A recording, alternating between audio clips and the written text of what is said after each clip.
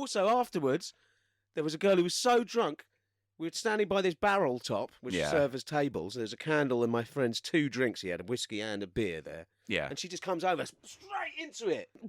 All of it goes. The wax, hot wax, Paul, goes all the way up my arm. Oh. And I'm like, no. just, there was drunkenness on the streets of Camden. Drunken on the streets of Camden. It was. There was like women sort of on the pavement with like pooling sick or running into the gutter and stuff. It's a beautiful tableau you've painted. Yeah. Right, Tom, I believe you've got a Tales from the Shop Floor. I do, yes. Oh. Here we go. And I'm hoping it's a little bit better than whatever that shit story was, which I'm thinking needs to be retired as a segment. Fuck you. It's just too repetitive for me. I don't like it. Say it's repetitive. Repetitive again. All right, it is repetitive, like you just said. Repetitive.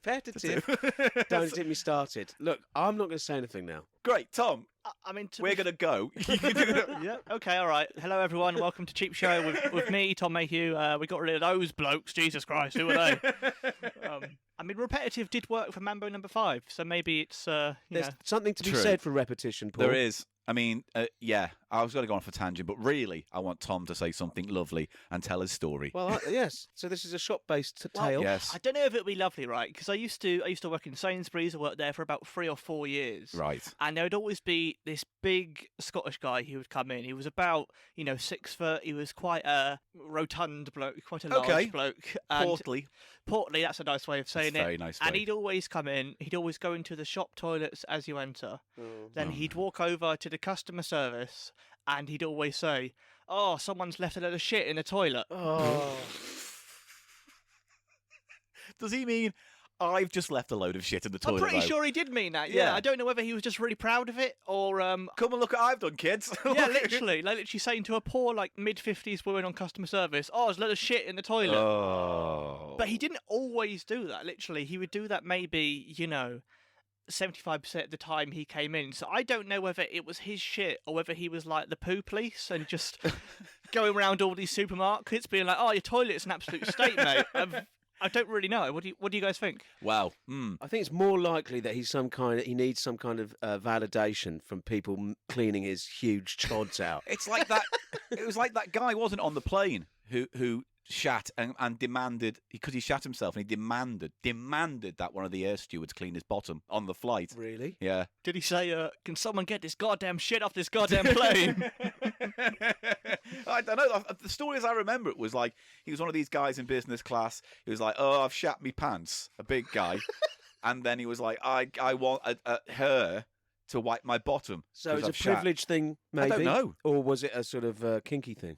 Who knows? Who knows? They ended up not making a woman wipe his arse on a flight, which I think is the right choice. Yeah, I think so. Polite, you're All right. Here's Here's the thing. This door closes. If we I'm can't flying get business out. class, I want, lickings. What do you mean lickings? Lickings? I've paid 15k or whatever for this flight. So Get you your want- tongue down there. Oh, no. Get all the dried on bit. I mean, dried on implies you shat yourself before the Yeah. flight took Well, off. it's dried out, isn't it? Get your mouth round my scatty No, of course I arsehole. don't think that. I was parodying them. Yeah? Okay. Yes. Yeah, I don't know though, because part of me just thinks maybe you do want your dirty arse. You know what? Let's move on. Because I don't want to talk about that. Did you ever get down to the bottom of, so to speak? No, to, I didn't get near his bottom. No thanks, mate. No, we had no idea. Literally, he'd just come in. He'd always go, "Oh, there's shit all over the toilet," or sometimes, "Oh, there's shit on the toilet seat," or whatever. Oh, no. Yeah, I don't know what his. Because here's the thing. Did he go shopping afterwards? Would he go to the toilet, go to the thing to complain, and then go for a shop and leave? Yeah. So part of me's thinking like he plans his day around going to the shop and having a nice shit Yes. before having... See, this just to give him the benefit of the doubt, he probably is just a person who, likes to take a shit before he shops. And Why not? where was this Sainsbury's? Was it in a particularly sort of poo-strewn neighbourhood? Oh yeah, there was shit everywhere, mate. Yeah. Really? Yeah. Eli, I'll just out of I don't know. Can you name, just for example, a poo-stained neighbourhood that you're aware of? Camden. Yeah. It is. Fair it's, enough. more shitty than surrounding neighbourhoods, isn't it? That's true. It's very... I mean, we can only go by our own experiences, but yeah, Camden is a very And pooey also, place. remember when we were up? When we were up by the New River. There was a dead rat with its guts hanging out and a huge turd by the side of the river, and it stained my mind. I've just got an image of Eli doing this most horrific, grim version of David Attenborough at the moment. Just being like, Here it is, the dead rat with a big dog Todd on the side. You can still see the heat coming off the Todd. Steaming fresh Todd in the grass. Oh, look, there's another dog eating it now, and the rat. Playfully Isn't nature wonderful? chowing down on hot Todds.